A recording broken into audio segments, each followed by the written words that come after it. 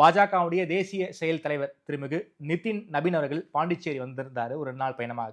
நிதின் நபீன் ரொம்ப ஒரு கண்டிப்பான ஒரு கட்சிக்காரர். ஓகே. He means business. அவர் வந்து இந்த பழவழா கொழகழா நட்டாவிலிருந்து கம்ப்ளீட்டா வேறுபட்டவர் அப்படின்னு ஒரு தலைவர் சொன்னார். அந்த தலைவர் வந்து அமித்ஷாட்ட ஒர்க் பண்ணியிருக்கார், ராஜ்நாட்ட ஒர்க் பண்ணியிருக்கார், அமித்ஷாட்ட ஒர்க் பண்ணியிருக்கார், நட்டாட்ட ஒர்க் பண்ணியிருக்கார், நிதின் நபீன்ட்டையும் ஒர்க் பண்ணியிருக்கார். நான் என்கிட்ட சொன்ன தலைவர். அவர் சொன்னாரு, இவர் ரொம்ப டஃப்பா விஷயத்துல புலியா இருக்கார். ஒரு லூஸ் டாக் சரியில்ல, ஹவ் ஆர் யூன்னு கேட்டு டைரக்டா விஷயத்துக்கு வந்துடுறாரு. ரொம்ப கராரா இருக்காரு. ஓகே. அமித்ஷா சொன்ன சில விஷயங்கள்லாம் பரிமாறப்பட்டது. முதல்ல ஒண்ணு சொன்னாராம், என்டிஏல தமிழ்நாட்டுல யார் இருக்கணும்னு முடிவு பண்ண வேண்டியது பாஜக தலைமை தான். எடப்பாடி கிடையாதா? எடப்பாடி என்டிஏவோட தலைவர்.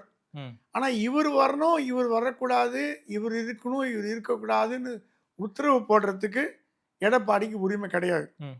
என்டிஏவோட அகில இந்திய தலைமை பாஜக தான். தமிழ்நாட்டில் வந்தா முதலமைச்சர் வேட்பாளராக எடப்பாடியை போட்டிருக்கோம். என்ன சுருக்கமா சொல்ல வர்றாருன்னா, டிடிவி தினகரன், ஓபிஎஸ் இவங்கெல்லாம் வரத்துக்கு எடப்பாடி எதிர்ப்பு தெரிவிக்க கூடாது அப்படின்னு ஏன் நம்ம தைரியமா பேசலன்னு கேட்டாராம். அதுக்கு அண்ணாமலை சொன்னாரா, இல்லைங்க பேசுறதை பத்தி இல்லைங்க, பேசினா அவரு கோச்சிட்டு போறாரு, இங்க நம்ம வந்து ஸ்ட்ராங்கா பிடி கொடுத்து பண்ண முடியல.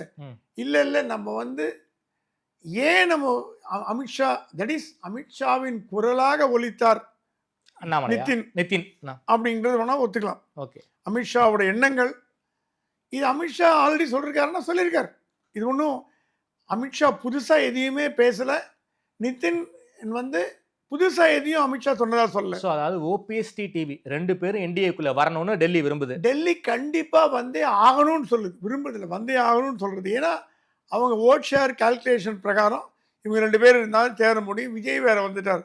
அடுத்தது விஜயை கொண்டு வரதை பத்தி உங்க ஒப்பீனியன் என்னன்னு கேட்டிருக்காரு நிதின். யார்கிட்ட? தமிழ்நாடு தலைவர்கிட்ட. அப்ப சொன்னாங்களா, இப்போ வந்து மோடி திட்டி பேசுறதை குறைச்சிட்டாருங்க. 2 மீட்டிங்ல, கடந்த மீட்டிங்ல மோடியை பத்தி எந்த விதமான நெகட்டிவ் கமெண்ட்டும் பண்ணல.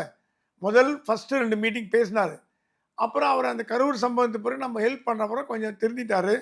இப்போ கொஞ்சம் நல்ல ஹவுஸ் கிரவுட்னு கேட்டாராம்.